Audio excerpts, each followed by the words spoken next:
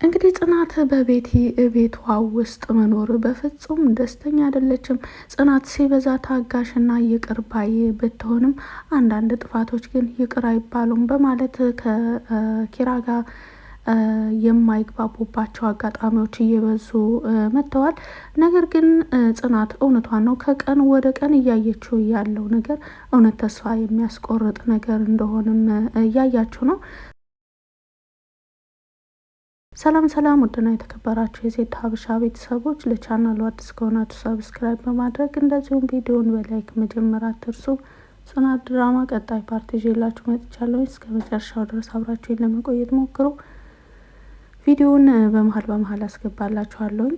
እንግዲህ ጽናትዬ አሁንም ከፍ ያለ ትልቅ ፈተና እያስተናገደች ትገኛለች። ትዕግስትም ልክ አለው ብላለች። እሷም እንደተናገረችው እንግዲህ በጽናትና በክሮቤል መካከል ከመጀመሪያ ጀምሮ እያያቸው ከሆነ ብዙ ፈተናዎችን አልፋለች። ጽናት ብቻ ሳትሆን ይሄንኑ ጽናት እየሄደችበት ያለችውን የህይወት ጎዳና ይሄኑ ተመሳሳይ ብዙ እህቶቻችን ይሄዱበታል። እንግዲህ ትዕግስት አስፈላጊ ነው እርግጥ በቤተሰብ ዙሪያ። ነገር ግን ትዕግስትም ልክ አለው እንዳለችው ሁሉ እሷ ብዙ ነገሩን ገልጸዋለች ብዬ ነው የማስበው። እንግዲህ ይህ ሊሆን የቻለው ነገር ሰሞኑን የቤቲ ሁኔታ ምንም አትልም በመባል እንግዲህ ተስፋ ተጥሎባታል። ቤቲ የጀመረችው መድኃኒት እስኪያልቅና ያለችበት ሁኔታ ከበፊቱ ትንሽ የተሻለ ቦታ ላይ እስክትደርስ ነው እነ ክሮቤል ቤት ለመሆን እናቷ የጠየቀቻቸው እነ ክሮቤል ቤት እንድትሆን ቤቲ። ከዛም በኋላ ግን ወደ ቤት እንደምትመልሳት ነበረ ቃል የገባቸው። የቤቲ እናት በነገራችን ላይ ቤቲን በብዙ ነገር እንበላት እንጂ የቤቲ እናት ደግሞ ከቤቲ ከፍ ያለ ሲስተመኛ ናቸው። እኔን እያየኋቸው እንደሆነው ከሆነ እንግዲህ ቤቲ ወደ ቤታቸው ሳትመጣ ቀደም ብሎ እንደዚሁ አንዳንድ የሆነ ውስጣዊ ስሜት ይሰሙኛል፣ እፈራለሁ። እንደዚሁም ደግሞ አባቴ ህልም አይቻለሁ ብሎኛል፣ 2 እባብ ወደ ቤትሽ ገባ ብሎኛል በማለት እንግዲህ ጽናት ብዙ ነገሮችን ስትል ነበረ። እርግጥ በእንደዚህ አይነት ነገሮች ባላምንም፣ ነገር ግን እውነት ይሄኛው ያው ህልሙ ሳይሆን ትክክለኛው እባብ ወደ ቤቷ መግባቱን እንግዲህ በዚህ መልኩ አይተናል። እና እናትየው ደግሞ የቤቲ እናት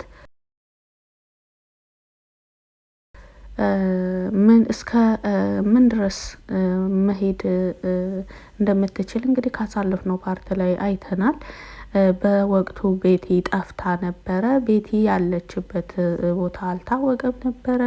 ጽናትም ቤት የለችም። ከሰናይት ጋር ወደ ካፌ ወጥተው እዛ ነበሩ። ነገር ግን ተደውሎላት ወደ ቤት ስትመጣ የቤቲ እናት ሳሎኑን በአንድ እግሯ ቆመዋለች።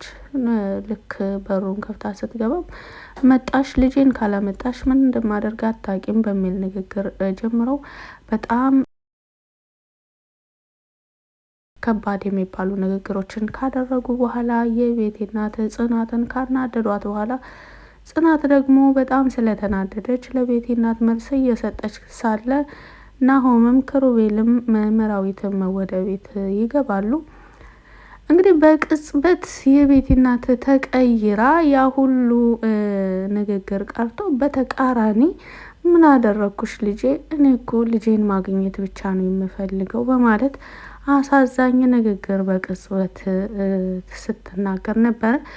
እንግዲህ ጽናትን በጣም ካናደደቻት በኋላ ለነሱ የታየችው ግን ጥሩ ሴት መስላ ነበረ።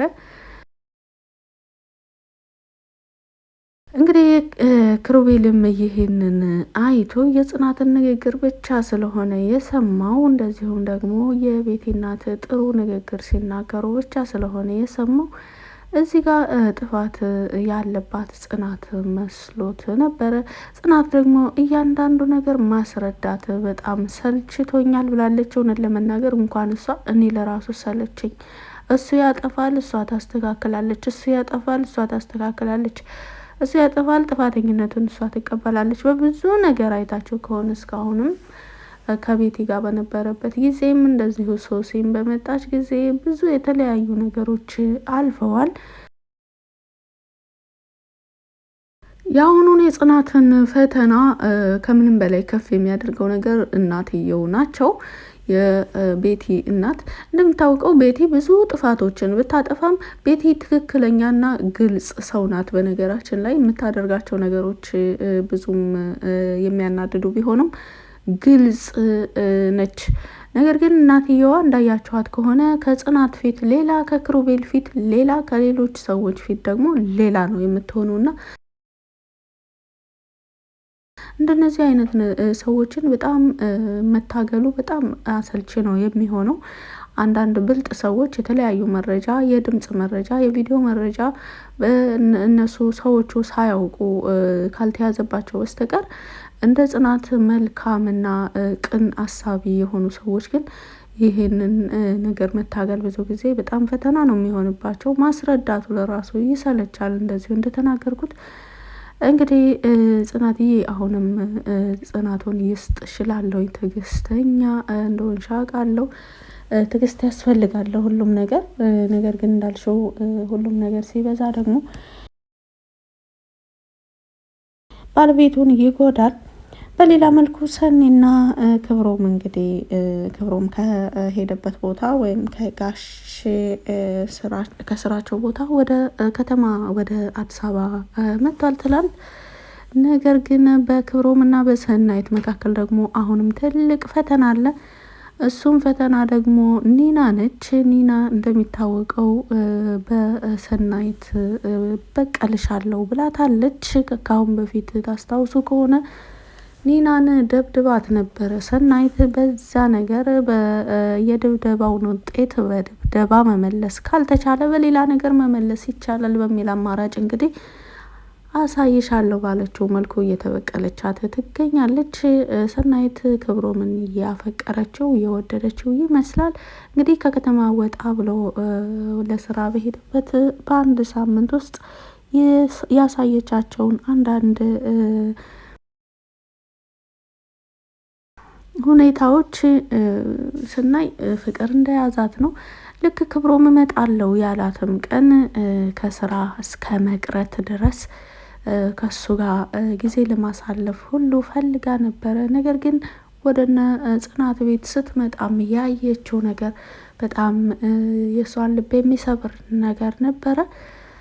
ከዛም ደግሞ አልበቃም ብሎ በሱ በክብሮም ስልክ ቴክስት ተልኮላት ኒና ነች የላከችላት። ይቅርታ ልጠይቅሽ እፈልጋለሁ፣ በዛውም የምነግርሽ ነገር አለኝ፣ የለመድነው ካፌ እንገናኝ የሚል ቴክስትን ስታይ ሰናይት በቃ ፍቅር አደል ዋናው ነገር በማለት እንግዲህ ሁሉን ነገር ይቅር ብላ ወደ ክብሮም ስትሄድ ልክ የተባባሉበት ቦታ ቁጭ ብለው የነበሩ ኒናና ክብሮም ነበሩ። በወቅቱ እሷ እንደደረሰችም እርግጠኛ ስትሆን የበፊቱ ደንበኛዬ የበፊቱ ኮስተመሬ እዛ ጋር ስላየሁት እባክህ ወደዛ ሳትዞር አንዴ ሳመኝ በማለት እንግዲህ ወደ እሱ በመጠጋት ስትስመው አይታለች ሰናይት። ይህን ስታይ ልቧ ተሰብሮ መልሳ ወደ ቤቷ ለመሄድ ሞክራለች። ነገር ግን ቤት ሳትደርስ የተለያዩ መፍትሄዎችን ለእሷም ሌላ ቤት እንድትከራይ ሰው እንዲያፈላልግላት የእሷን ቤት ደግሞ ለሌላ ሰው ለማከራየት ነበረ ደላሎችን ስታናግር የነበረው። እንግዲህ ደላሎች ቤቷን የሚከራይላት ሰው ያገኙ ይመስላሉ። አናግረዋትም ነበረ። እሺ በቃ መጥቻ ያሳያቸዋለሁ በማለት ነበረ የወጣቸው። ከዛ በፊት ከመራዊት ጋር ተገናኝተው ነበረ ሰናይትና መራዊት። ሰናይት ደስተኛ እንዳልሆነች በመገንዘብ መራዊ ምን ሆና እንደዚህ እንደሆነች ሰናይትን ጠይቃት ነበረ። ሰናይት ግን ምክንያቷን ልትናገር አልፈለገችም። አለ አይደለ በቃ አንዳንዴ እንደዚሁ ነው ያጋጥማል በማለት ነገሮችን ለመሸፋፈን ሞክራለች። መራዊ በቻለችው አቅም እንደዚህ ሆነሽ በዚህን ሁኔታሽ ከቤት እንድትወጪ አልፈቅድልሽም ብትላትም ሰኒም መልሳ መራዊትን ከዚህ የበለጠ እንዳትጫናት፣ ከዚህ የበለጠ ጥያቄ እንዳትጠይቃት አስጠነቀቀቻት። ከዛም በኋላ መራዊ ምንም ማድረግ ስላልቻለች ዝም ለማለት ተገዳለች። እንግዲህ ናሆም ሰሞኑን ከክሩቤል ጎን ይገኛል። ነገር ግን ክብሮም ክሩቤልን በጣም በሚገርም መልኩ ነበረ ከስራ በገባ ጊዜ እንዴት ለቤትህ ሳትሆን ለውጭ ሰው ታስባለህ በማለት እንግዲህ ክሩቤልን እየመከረው ነበረ። ክሩቤልና ክብሮም ከምንም በላይ አሁን እየተግባቡ ይገኛሉ። ከአሳለፍናቸው ፓርቶች ላይ አይታችሁ ከሆነ ልጅ ባሉት ጊዜ ክብሮምን በጣም ይቆጣ ነበረ ክሩቤል። ይህንን ነገር ደግሞ አሁን ፍጹም እየተወ ክብሮምን እንደ ወንድም እየተቀበለው ያለ ሁኔታ ይመስላል። እንግዲህ ሲመክረውም እሺ በማለት እየሰማው ነው። ነገር ግን ክሩቤል ከምንም ጊዜ በላይ ብዙ ጊዜ እያጠፋና እንደገና ምን ላደርግ የሚለው ነገር ነው። ጥፋቱ ሳይጠፋ ሳይሆን ከተደረገ በኋላ ምን ላደርግ የሚል ነገር ብዙ ጊዜ ውጤት አያመጣም። ነገሮችን ስናደርግ ከማድረጋችን በፊት ነው ማማከርም ማሰብም ያለብን እና ከአሁን በፊትም አይታችሁ ከሆነ በተለይ በሶሲ በጣም ተፈትኖ ነበረ። የክሩቤል ቤት በጣም ተበጥብጦ ነበረ። ሶሲ ስትሄድ መልሳ ደግሞ ሀሴት መታም በቻለችው ነገር ብዙ ነገሮችን አበላሽታለች። ብዙ ዋጋ የተከፈለበት ፍቅር ነው በነገራችን ላይ የጽናትና የክሩቤል ፍቅር።